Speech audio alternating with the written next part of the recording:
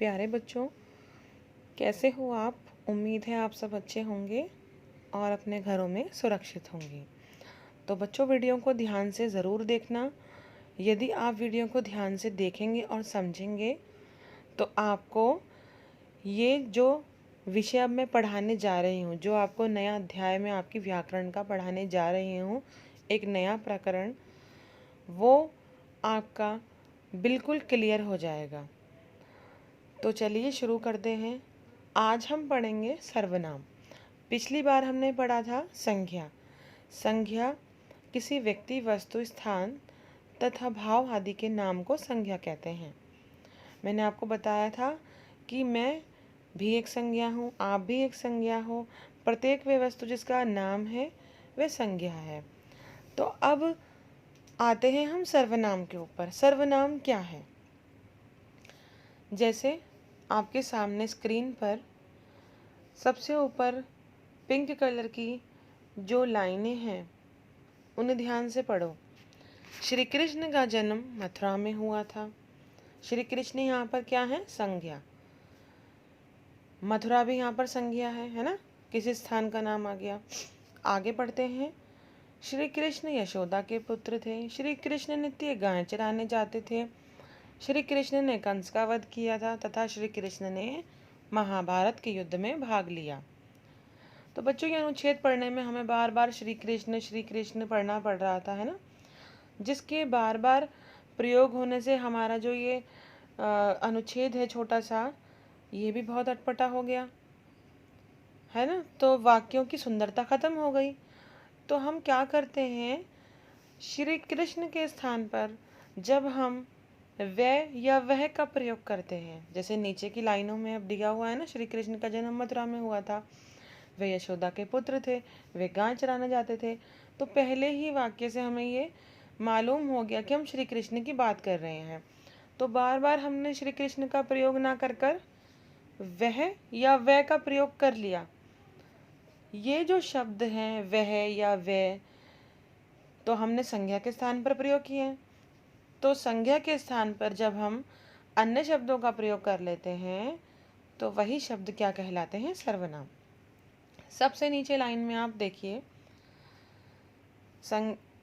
संज्ञा के स्थान पर प्रयोग किए जाने वाले शब्दों को सर्वनाम कहते हैं।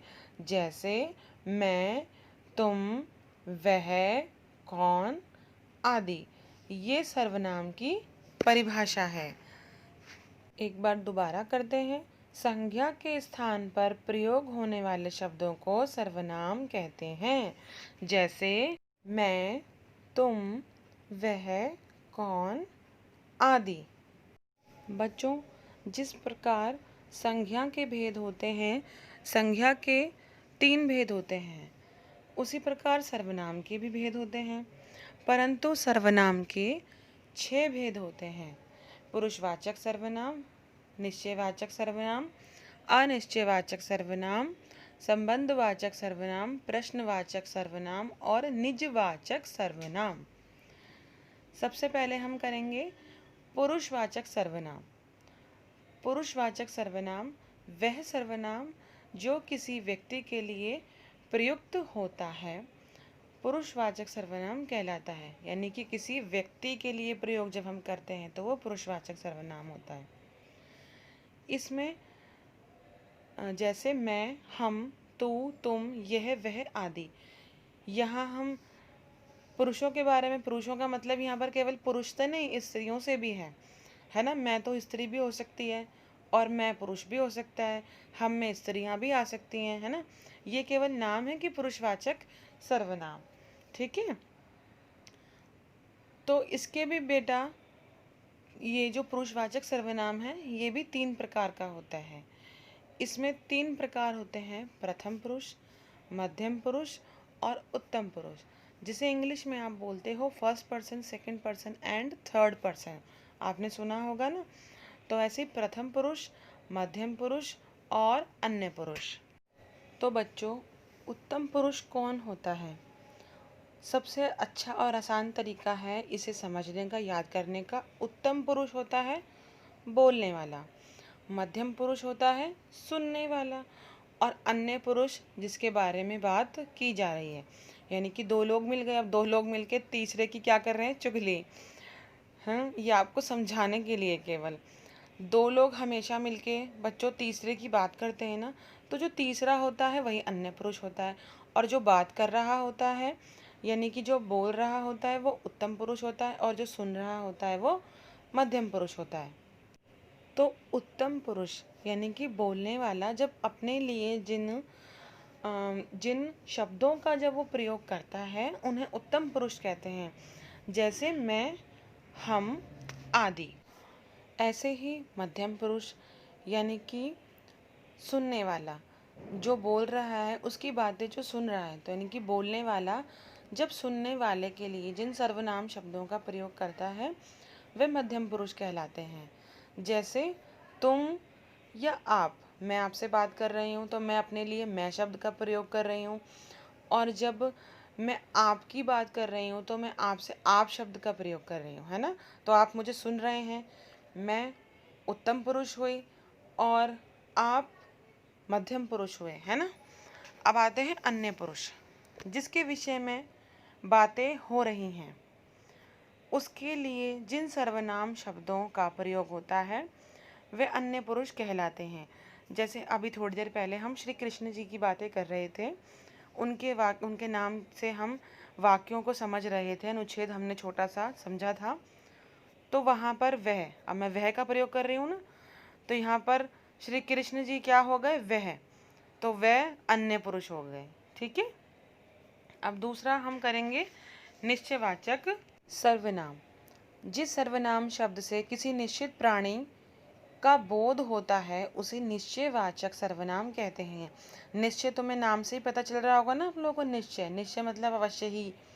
तो जैसे यह मेरी घड़ी है, यह मैंने ये कह दिया कि भाई ये जो चीज़ है ना ये मेरी है, ये मैंने निश्चय कर लिया, है ना। ये मेरी है, मैं बहुत विश्वास के साथ कह रही हूँ कि ये मेरी घड़ी है। वह मेरे भाई का सहपाठी है। इन वाक्यों में यह और वह निश्चयवाचक सर्वनाम है। जैसे आप अपनी पुस्तक के लिए बोल सकते हैं यह पुस्तक मेरी है, यह पेन मेरा है, क्योंकि आप जानते हो कि वह चीज़ आपकी है, निश्चय ही वह आपकी है, तो वहाँ पर निश्चयवाचक सर्वनाम होता है।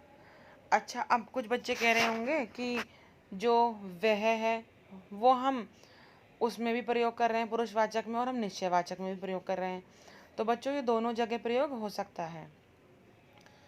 वह शब्द का प्रयोग जब पुरुषवाचक सर्वनाम में होगा, है ना, तो वो वहाँ पर पुरुषवाचक सर्वनाम कहलाएगा। और मैंने आपको बताई है ना पहचान, जहाँ पर पुरुष की बात हो रही हो, है ना, तो वो पुरुषवाचक सर्वनाम है वहाँ पर।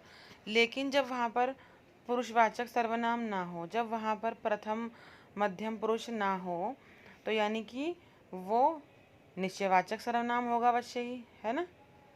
तो ऐसे हम इसको पहचान सकते हैं। अनिश्चयवाचक सर्वनाम, जिस सर्वनाम से हमें किसी निश्चित वस्तु या प्राणी का बोध नहीं होता उसे अनिश्चयवाचक सर्वनाम कहते हैं।